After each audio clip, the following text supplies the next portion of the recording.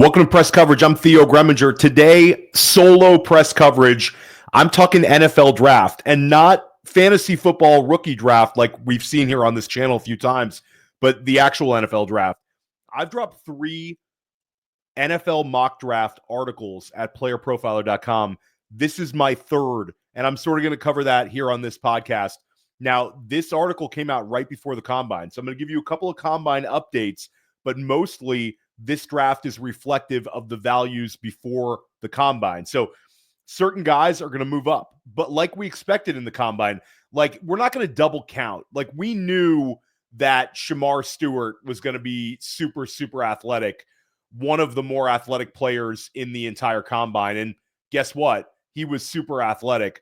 But a couple of other guys that I projected, like Derrick Harmon. Derrick Harmon might be a guy that moves up a little bit. So there's going to be a few of those. And I'm recording this before Saturday. So Saturday, we're going to have those athletic testing numbers for some of the wide receivers, the running backs. There's going to be a few values shifting around, but this is my NFL mock draft heading into the Combine with a few selective Combine updates. So we'll start off right at the top, and we're going to talk about some recent NFL news, because one of the big dominoes in the quarterback market was a potential Matt Stafford move, and that is off the table. So there's going to be a number of teams in this draft that are going to be affected by this. There's multiple teams picking inside the top 10 with quarterback question marks, and there's some teams picking a little bit later. But Matt Stafford returning to the LA Rams, it's a good thing if you're rostering Puka Nacua in fantasy football. It's a good thing if you're the Rams in general, back-to-back playoff appearances where the Rams obviously have a team that will compete for the NFC West. And it would have been a little weird to see Matt Stafford move on to a 3rd NFL team. Seems to have a pretty good thing going in LA. So they sort of made up. That's off the table. So will we see more teams aggressive at the quarterback spot in the NFL draft? Let's start off right at the top with the Tennessee Titans. And I have the Tennessee Titans selecting Cam Ward. And I've had Tennessee selecting a quarterback in multiple mock drafts. And I know there's Abdul Carter, there's Travis Hunter, there's players that are ranked ahead of Cam Ward and ranked ahead of any quarterback in this class, really. But when it comes down to it, Tennessee has had multiple drafts where they've tried to have answers by waiting on quarterback. They took Will Levis in the 2nd round, not really waiting, but again, took Will Levis in the 2nd round 2 seasons ago. That has proven to be a mixed bag results with a lot of negativity. And the negativity surrounding like Will Levis is this guy's just not really a starting quarterback. And I know there's some traits there. There's still Will Levis believers, but I'm certainly not one of them. And I don't think internally that organization has a lot of patience left with Will Levis. Now, do they go at a bridge quarterback and they say that our best bet for improving as a franchise is getting a Travis Hunter, getting an Abdul Carter, or do they trade down and try to find their quarterback that way? I think that's in the wheelhouse. But at the end of the day, Tennessee, I think, stands pat at the 101 and selects the quarterback that they believe will lead their franchise. And for me, it's Cam Ward. I think Cam Ward is a player that has some traits that translate very well to the NFL. When it comes down to it, there are no perfect quarterbacks in this draft class. This is a draft class where there's not a prospect of the level that we saw last year with Caleb Williams or with Jaden Daniels, and certainly Drake May would be the top pick in this draft class. But I think with Ward, he has a cannon of an arm. He's mobile, not a scrambler, but he has athleticism and mobility. And this is a guy with a gunslinger mentality where he's going to try stuff downfield. That's been a knock on him. But for me, that's sort of a positive. A guy who is willing to stay in the pocket, take shots, win NFL football games. And Cam Ward, you have to admire the trajectory he followed his career. Goes from Incarnate Word, goes to Washington State, success, ends up in Miami, has a very, very strong season. His 1 year in Coral Gables, he is the number 1 pick. Now, Going to the 102. This is going to be an interesting one because Cleveland also needs a quarterback, and we have Abdul Carter with a foot issue. For me, I think that Abdul Carter is a special enough talent that I think Cleveland is going to pass up at a quarterback here. Who will be the quarterback in Cleveland next year? I'm not sure. But I think when it comes down to it, Abdul Carter gives this franchise flexibility. Myles Garrett might get moved. If Myles Garrett gets moved, Abdul Carter is the heir apparent. And if things get rectified with Myles Garrett, then you have an unbelievable pair of rushers on the edge that can affect an NFL football game and help Cleveland just get better everywhere. Like that, having that pass rush with Carter and Garrett, that would be scary. And then you have a pathway to having a Garrett-like player in Abdul Carter. Abdul Carter is a very, very, very high-level prospect. I don't think Cleveland will pass this one up, but this could be a quarterback spot. This could be a move down spot. This could be a Travis Hunter spot. There's a little bit of mystery here with Cleveland. Going down to the 103, New York Giants, and I've projected Shedeur Sanders to be selected in this range multiple times. Now, there's rumors that New York is trying to trade up to the 101. Last year, we saw New York offer the 6th overall pick, which turned into Malik Neighbors, and their 2025 first, which ended up being this pick, the 103, to the New England Patriots for the 103, so they could have selected Drake May. So they offered 106 and this pick for Drake May. New England turned them down. And this year, there's rumors that they're trying to make a move up to get to the 101 to get their guy quarterback. So New York, I think, will be in the mix to go from the 3 to the 1, which is probably a good result for Tennessee, gives them more flexibility. But let's say that there's no trades. And again, I'm not projecting trades. We'll have those down the line. But for me, New York needs answers at quarterback. Much like Tennessee, this is a franchise desperate for a quarterback. Shedeur Sanders is a player that has been connected to the Giants franchise. I think that there's a chance that they pull the trigger and they take Shedeur Sanders at the 103. Shedeur Sanders is a polarizing prospect for many, but he has accuracy. He can make plays downfield. He has a ton of college experience where that's going to matter for NFL teams this year. The success of Bo Nix, the success of Jaden Daniels. NFL teams want profiles at the quarterback position where they sort of know what they're getting.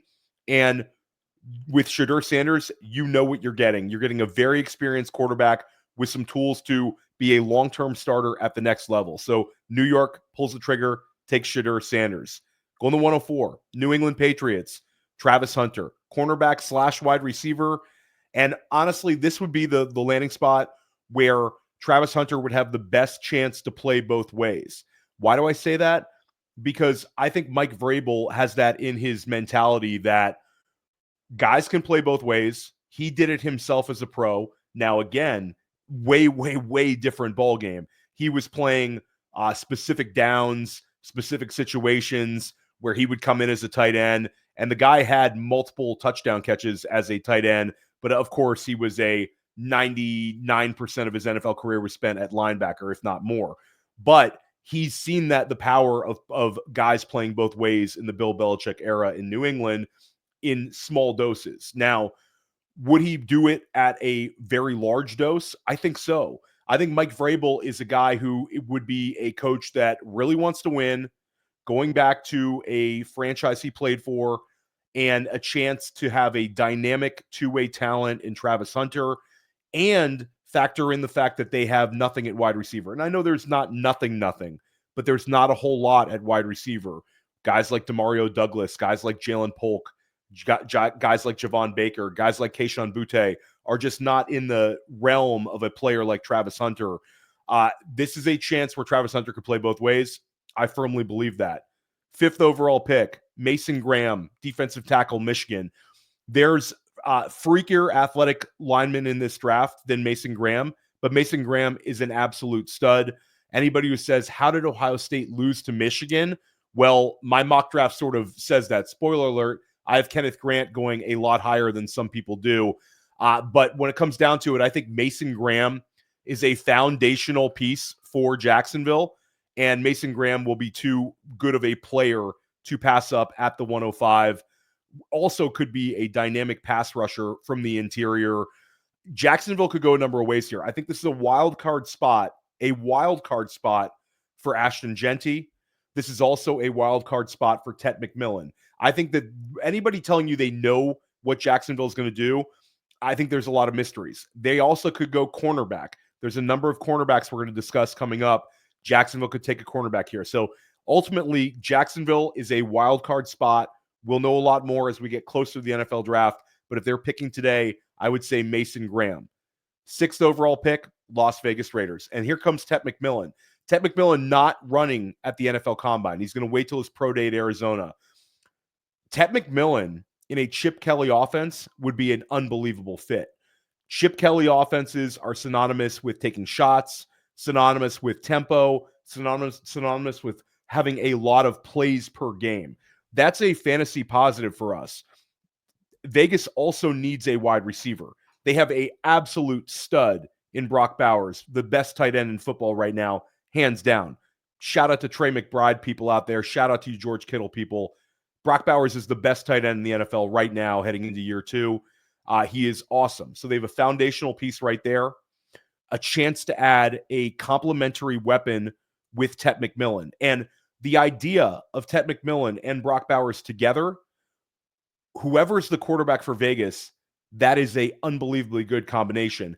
Factor in Jacoby Myers as another wide receiver there. That's a offense with a little bit of juice in the Pete Carroll and Chip Kelly era. Not a bad way to start out. They could also be in the mix, obviously, for a quarterback. Is this a chance where they reach and take a Jaxson Dart? I don't know. And at the end of the day, there's a lot of rumors connecting Vegas to guys like Russell Wilson right now, potential market movers, where it sounds to me like best a player available is going to be sort of the mentality here with this pick, but it could go multiple ways. But right now, Tet McMillan, my pick for number 6 with the Las Vegas Raiders. We're going to take a quick break. We come back. We're talking about the New York Jets on the clock at the 107. Rookie. It's all about rookie talk in fantasy football right now. So why not go use all that knowledge to do something other than a mock draft? Chris Jimino won $8,000 with just 2 teams last year, and each draft took 5 minutes. That's pretty good ROI. You can start doing rookie drafts for money today on Fast Draft. The Origins tournament is live. It is the place to go and monetize your knowledge of rookies and use your favorite player profiler host promo code for a $25 deposit match. Now let's go start drafting faster. Welcome back to Press Coverage. Theo Gremminger dropping my NFL mock draft.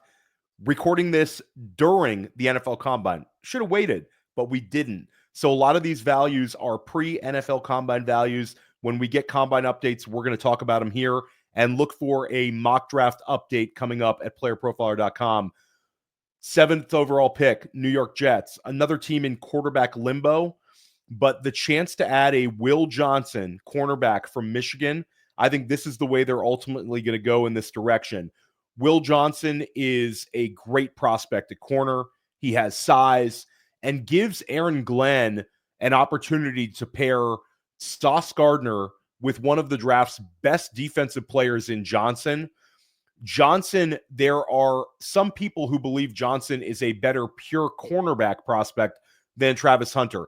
I'll have Will Johnson as the number 2 cornerback in this draft, but I think that's a valid argument. Johnson was terrific for Michigan when they won the national title. This is a player that has a ton of potential to be an all-pro type cornerback. And we talked about that Michigan national title team. We talked about Mason Graham. We talked about Will Johnson, and it's sort of cleanup. Last year, we saw all these Michigan Wolverines drafted in the NFL draft. This is sort of cleanup from the national title team. And I'm going to call out a flag plant, Kenneth Grant. Kenneth Grant is a player that I think will be drafted much further ahead than many will project him. But at the end of the day, Kenneth Grant is an absolute mountain of a human. He is a absolute unit. Whatever you want to say about a huge athletic interior defensive lineman, That's Kenneth Grant. Talk about Jordan Davis when he was drafted by the Philadelphia Eagles. There's some parallels here with Grant. Grant is a much better athlete than any 342-pound person should be. 6'3", 342. Anybody who follows college football, or really just prospects in general, should be paying attention to who makes the Bruce Feldman's Freaks list every summer over at The Athletic. Bruce Feldman's Freaks list is a great indicator of future NFL players. It's been like one of the best reads every single summer, and he ranks guys sort of on a freaky athleticism level, and Kenneth Grant was number one this past summer. Grant is a next level type athlete for this big of a player, gives Carolina a foundational piece on the interior defensive line, just an absolute unit at defensive tackle. And we'll stay inside the Big Ten, and we'll go with one of the best fantasy prospects in this draft at 9. It's not Ashton Jeanty. It's Tyler Warren. Tyler Warren, tight end, Penn State. Just a ridiculous stat line this year. One of the best performances ever among Big Ten skill position receivers was Tyler Warren. Now, Tyler Warren also had over 200 receiving yards, had over 100 catches, had over 200 rushing yards. Excuse me, I said receiving yards. Like, Tyler Warren's stats were just absurd for Penn State. He is a target monster when it comes down to it. Weighed in over 250 pounds. He's over 6'4" at the combine. Check boxes there. This is a player that is an elite producer in college who projects as a tight end who can give us multiple top 5 years in terms of fantasy production at the tight end spot. Also is a great fit for Kellen Moore's offense. Kellen Moore wants a quick turnaround, obviously an offensive coach. Tyler Warren gives him a potential target hog at tight end. I really love Tyler Warren. This is a transformative year at tight end. This is not the only tight end that we're going to see selected inside of the first round. And we got to talk about the player, everybody who's this is the first kind of non-fantasy football only show that I've done on press coverage. And we got to talk about Ashton Jeanty, Boise State, unbelievable running back prospect of the level of a Bijan Robinson, of a Saquon Barkley level prospect. Like one of these guys that we've seen over the years, sort of a can't miss, no negative traits type player, goes number 10 overall here in my mock draft of the Chicago Bears. I mean, this is an unbelievable fit. Ben Johnson, we saw Ben Johnson, what he was able to accomplish with running backs during his time at Detroit. Every single year, Ben Johnson had at least 2 players finish as running back 25 or better in PPR. Think about that for a second. Essentially churning out two usable running backs fantasy-wise. Now, the Chicago offense getting Ashton Jeanty would be fantastic for them. Now, Chicago has 2 picks in the second round. So I think there's a good chance this is an offensive lineman at number 10 overall. But Ashton Jeanty is dynamic. He's probably the best offensive player in this draft, better than any other player on the offensive side of the ball as a prospect. So Ashton Jeanty goes 10, goes to Ben Johnson of Chicago. And this also helps the development of Caleb Williams. To have this level of back play next to Caleb Williams not only gives him a threat as a pass catcher, and newsflash, Ashton Jeanty can catch the ball. This guy has big-time pass catching ability in the NFL, despite Boise State not using him in that way last year.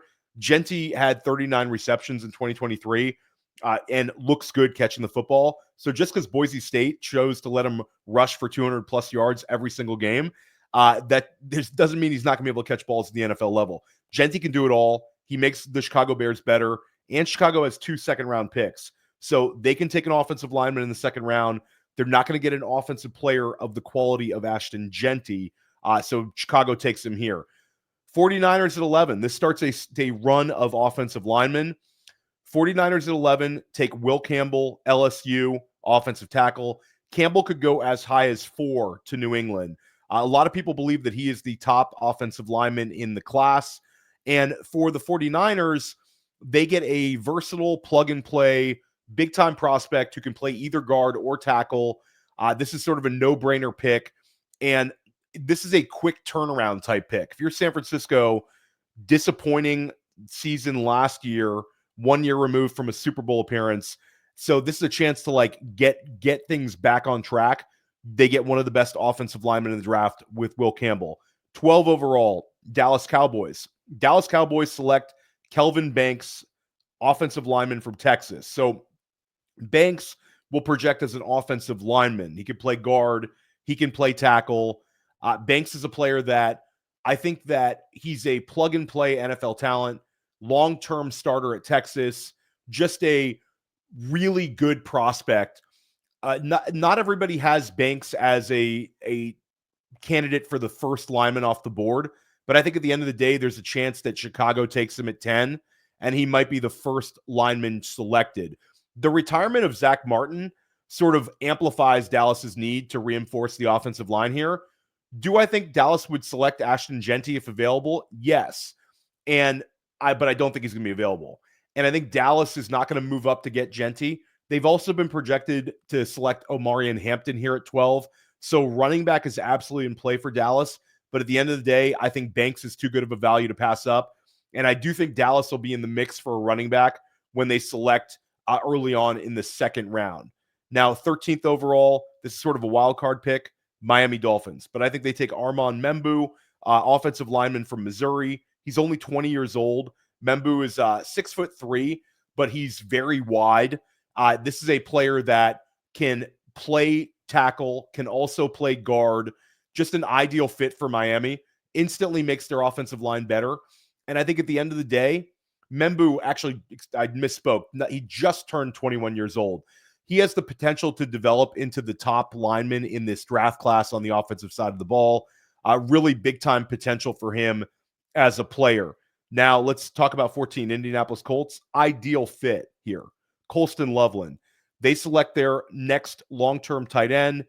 It seems like Indianapolis has been searching for an answer at tight end for years and years and years with no long-term stability at the position.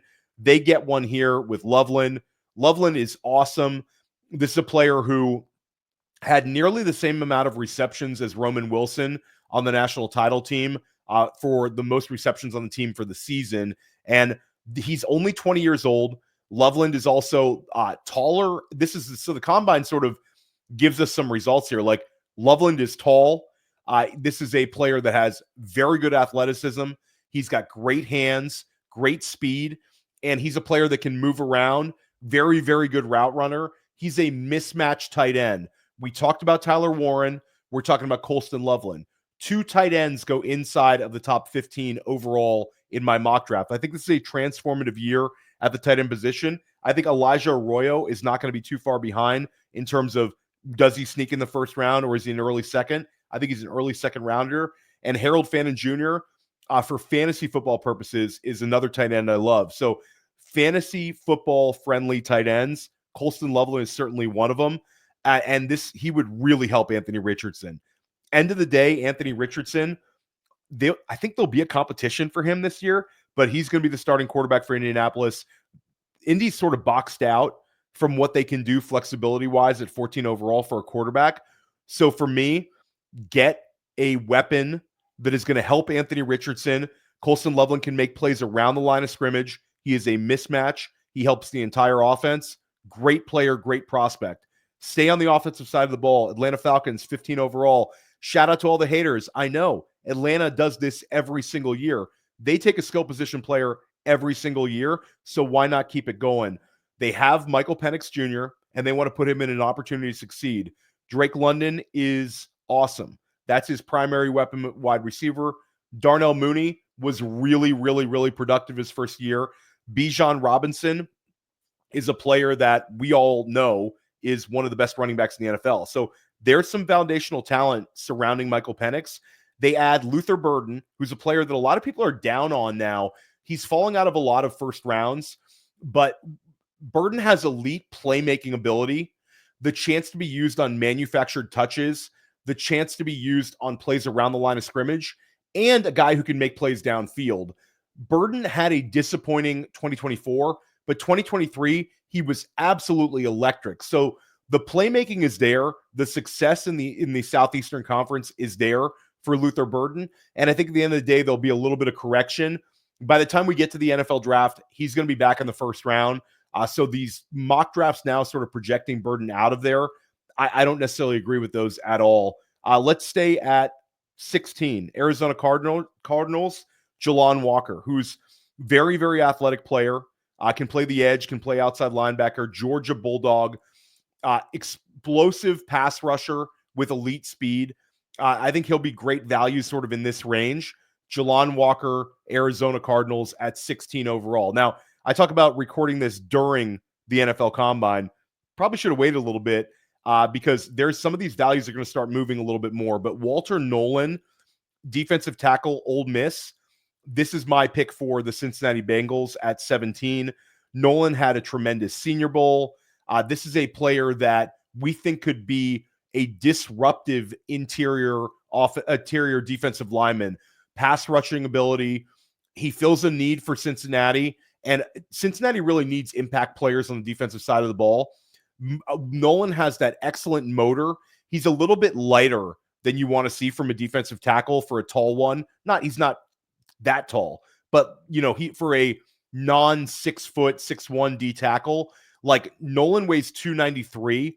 He looks thin for a D tackle, like at the Senior Bowl, but this is a guy who can pack weight on his frame and certainly has the intangibles to be a disruptive force on the interior line for the Cincinnati Bengals.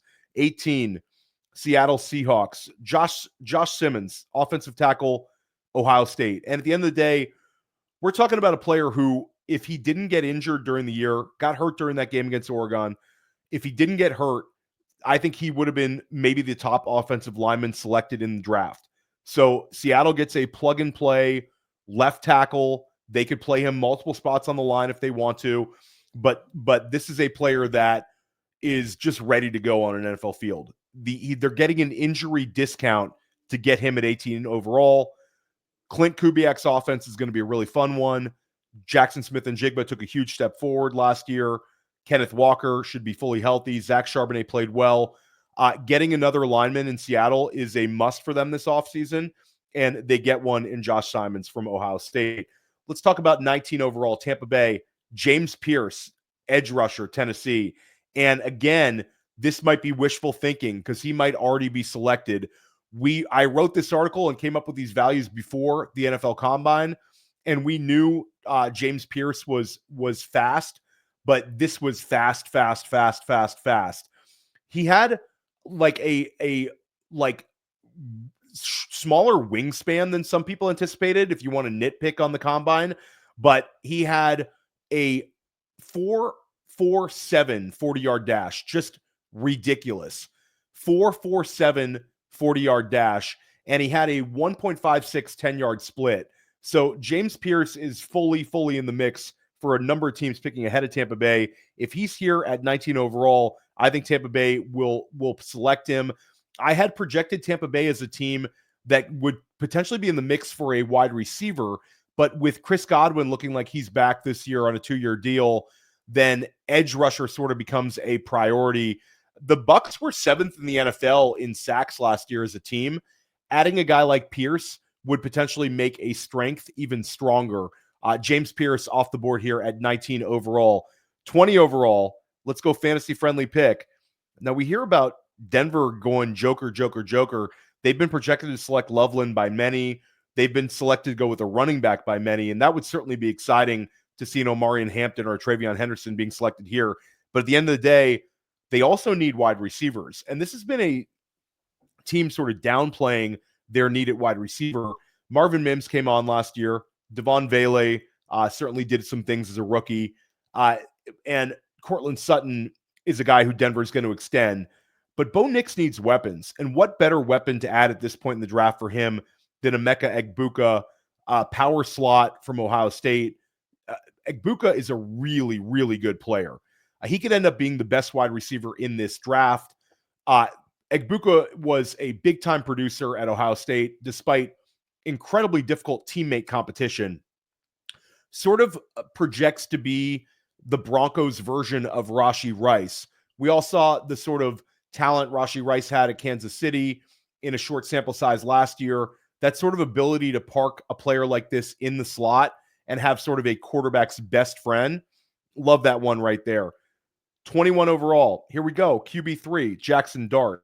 And if I'm projecting the Pittsburgh Steelers to select Jaxson Dart at 21 overall, probably means they'd be moving up to select him, because this is just a weird range for drafting a quarterback. The Kenny Pickett's don't really seem to exist these days, those quarterbacks that get selected in this sort of range of the draft. Jaxson Dart, I think, is going to end up being a top 15 overall pick. But again, I'm not projecting trades here. So Pittsburgh Steelers select Jaxson Dart, 21 overall. There's a chance he gets inside the top 10.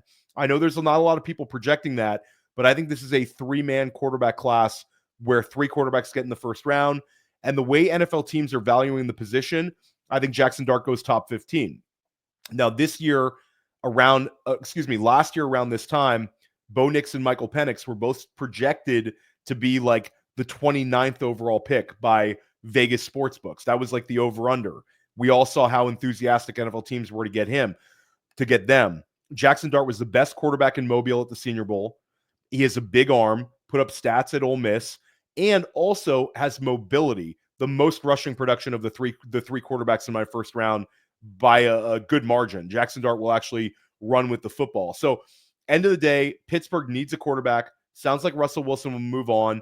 Last year, Pittsburgh moneyballed it, where they went with cheap options with Justin Fields and also Russell Wilson. I think what most likely happens is Pittsburgh probably brings back Fields as a bridge quarterback for Dart. So Jaxson Dart, my quarterback 3 in this class, and the quarterback 3 in this draft class, definitely polarizing as a prospect, but people who like Jaxson Dart absolutely love him, and I think he has enough traits to be selected inside of the first round, but I think this is going to be a little later than we actually get to the NFL draft. So remember, I said this one, I could be completely wrong. Jaxson Dart, top 15 pick when we actually get to the end of April with the NFL draft. 22 overall, Los Angeles Chargers, Shemar Stewart, defensive end, Texas A&M.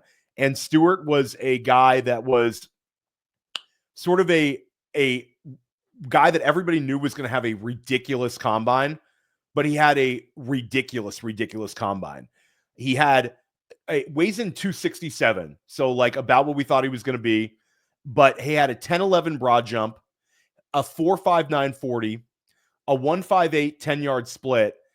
Ridiculous. He could absolutely be selected much higher based on these sort of traits and athleticism. Obviously, the production was not there in terms of sacks, like really a non-production type guy, but the traits are there. And we've seen NFL teams do this over and over and over again. If a guy has these sort of traits and these sort of measurables, they're going to be selected highly. Los Angeles Chargers last year go offensive line. This year they go defensive line, but Shemar Stewart could be drafted much, much earlier than this. James Pearce and Shemar Stewart, both combine winners on the defensive side of the ball. LA is also a fun one to watch for fantasy because this is a running back spot potentially. This is also a Colston Loveland spot. If Colston Loveland's still on the board when Harbaugh selects and he gets a chance to get his guy from Michigan, I think Loveland's a Los Angeles Charger. I also think that Omarion Hampton, Caleb Johnson, TreVeyon Henderson, one of these high-level running backs is also in the mix here. But at the end of the day, getting a defensive lineman like Shemar Stewart, a guy who could play out on the edge, is going to be too big of a player to pass up for Los Angeles. They'll view on getting offensive players a little bit later. Let's go to Green Bay at 23 overall. And this is another player who had a strong combine. Jahdae Barron, cornerback, Texas. There probably shouldn't be this much of a gap between Will Johnson at 7 and Jahdae Barron at 23. Jahdae Barron is probably a guy who is not going to be on the board when Green Bay selects. Jahdae Barron is just a big-time cornerback prospect out of Texas. Really a set-it-and-forget-it player and a guy who makes any defense he ends up on better. He's very experienced, very well-rounded, also very good against the run. Jahdae Barron, 23 overall, Green Bay. Now, here we go. This is one to get the fantasy football crowd very hyped, including myself. TreVeyon Henderson, 24 overall to Minnesota. An absolute perfect fit. Minnesota has been tormented by Jahmyr Gibbs in Detroit. And what back in this class has Jahmyr Gibbs-like traits? TreVeyon Henderson. Notice I didn't say he's the same level player of Jahmyr Gibbs. Don't get it twisted. Jahmyr Gibbs is a guy that I've been on for years. My Dynasty RB1 overall is Jahmyr Gibbs. But TreVeyon Henderson has that explosiveness. He has that high-value touch ability. He's a guy who can take a dump-off pass or a screen pass and house it. He's a player that can take an outside run and break off a long gain. TreVeyon Henderson is a Jahmyr Gibbs-like player, and we talk about how NFL teams these days value big play ability, big explosive plays with the analytics of today's NFL. TreVeyon Henderson is exactly this kind of player. He also showed that he is going to be very strong inside of a committee backfield. So Henderson's fostered the load. He had the 20-plus touchdown season as a freshman at Ohio State on his resume. This year, he coexisted in a backfield with Quinshon Judkins very well.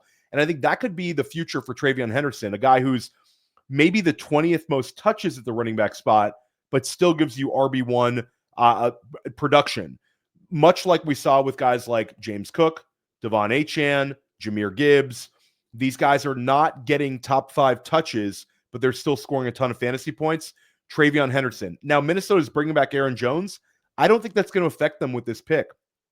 Aaron Jones, the guy who was very good in their system, and Aaron Jones, they're bringing him back. But it doesn't mean that they're going to not to select a potential franchise back in Henderson. And also, having quality at the running back position is going to help speed up the learning curve for J.J. McCarthy. And TreVeyon Henderson would be a perfect player to play alongside McCarthy and coexist in a backfield with Jones before sort of taking off in 2026. 25 overall, Houston Texans. Matthew Golden, wide receiver, Texas. This has been a popular spot to project a wide receiver to be selected. And I think that Luther Burden would be in play here if he was on the board. I think Elic Ayomanor will be in play for Houston here at 25. But ultimately, they stay in state with Matthew Golden. Matthew Golden, anybody who's been following my work at Player Profiler knows that I like him a lot. He led Texas in touchdown receptions this year. He finished the season absolutely on fire, gained a lot of value, and I think this sort of propelled him to enter the NFL draft. The game he had against Georgia in the SEC title game, the college football playoff appearance against Arizona State. Golden is very explosive, had over 17 yards per reception this past year at Texas. Really a nice fit opposite Nico Collins. And Houston needs a wide receiver. Tank Dell looks like he's going to miss the entire season. Stephon Diggs probably on a new team next year. They need a wide receiver too. They have their franchise quarterback in CJ Stroud. Time to go get him a weapon. Matthew Golden off the board. And 26 overall, we talked about the Rams earlier, sort of making up, I guess maybe not the right word, but coming to terms with Matthew Stafford. And they're going to go and get Matthew Stafford a weapon at 26 overall in Elic Ayomanor. And a lot of people are not projecting Elic Ayomanor to be selected inside the first round, but I think he's got a good chance to do this.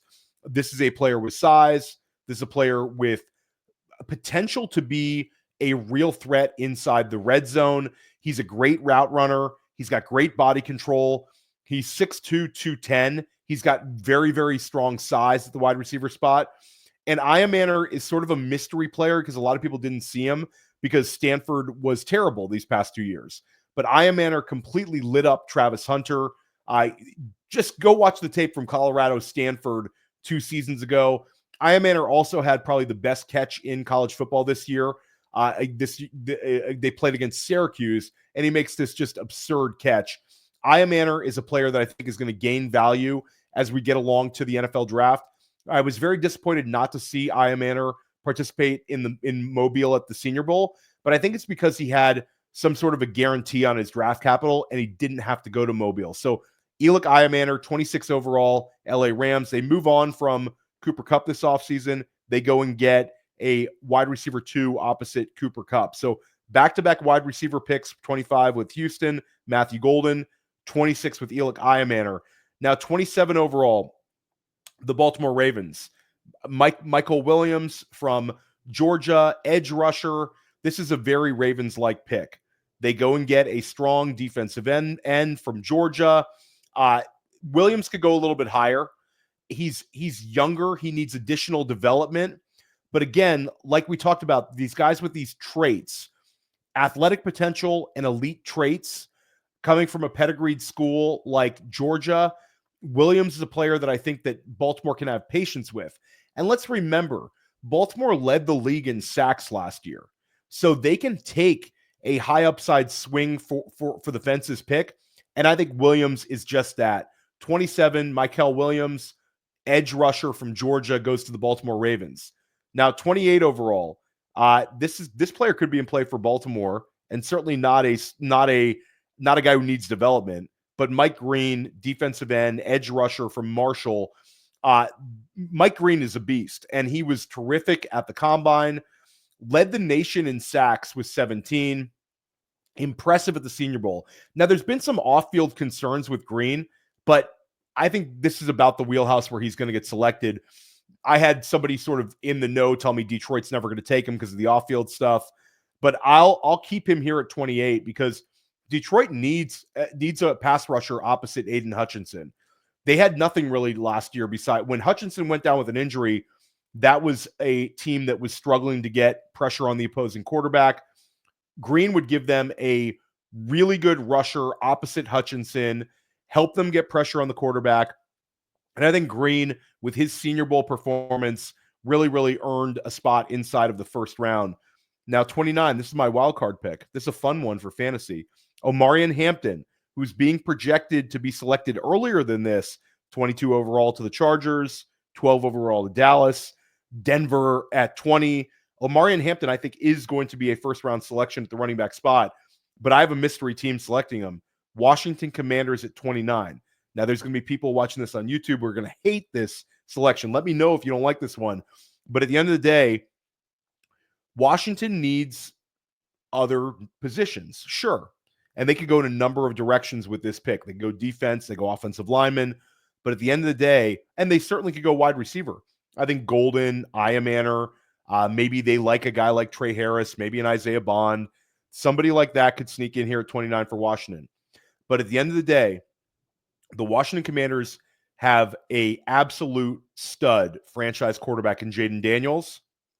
And I think a player like Omarion Hampton next to him is a significant upgrade from Brian Robinson and Austin Eckler combination we saw this year.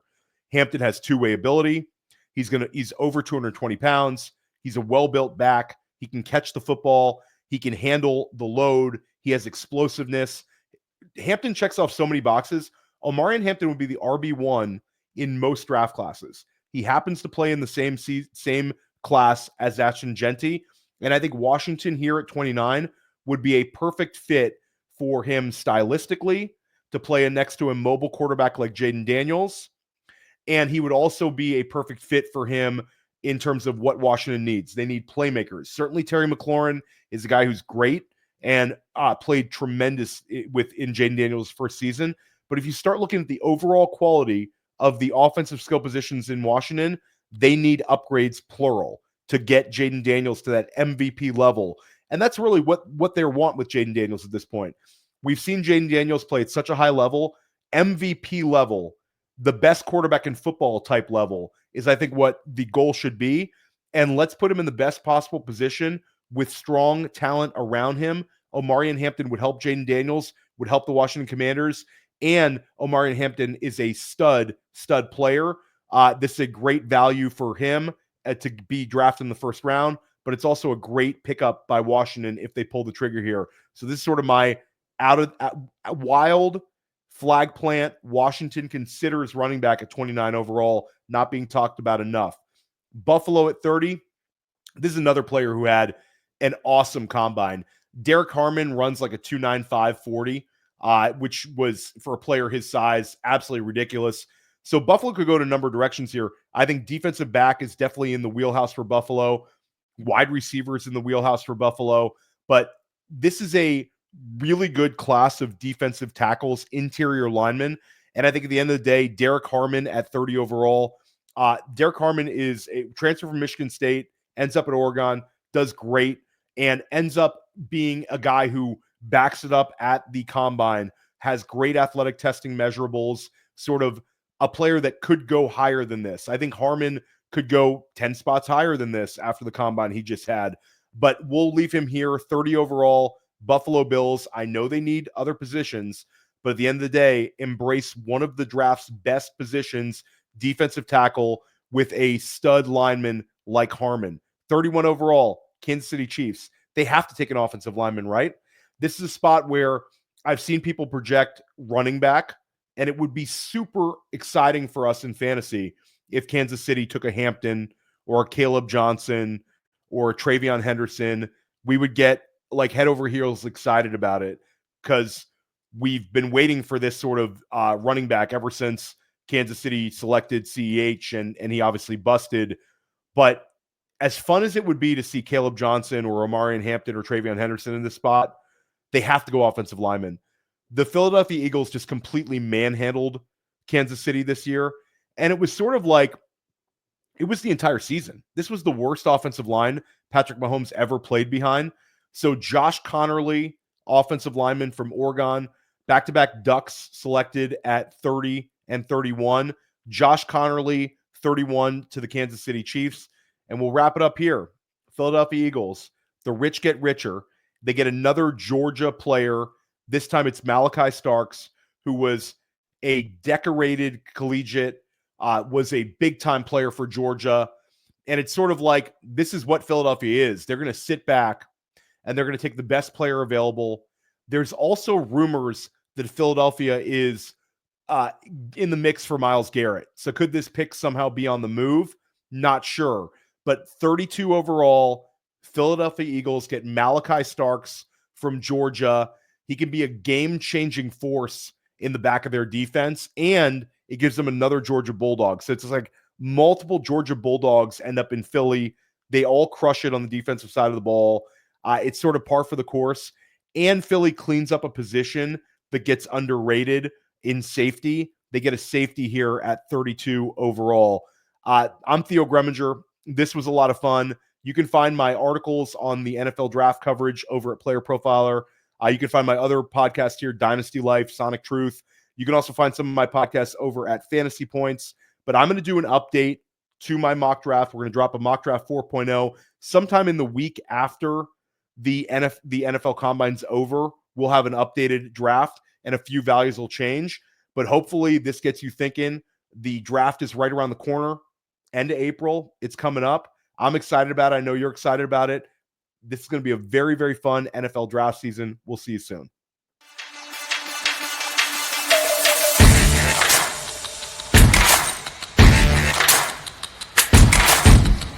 Hey, I want to thank you for being part of this broadcast. If you have any thoughts on it, leave a comment. If you enjoyed it, make sure you leave a like. And if you want to see more shows on the Player Profiler channel, subscribe to it. That's how we know you want more.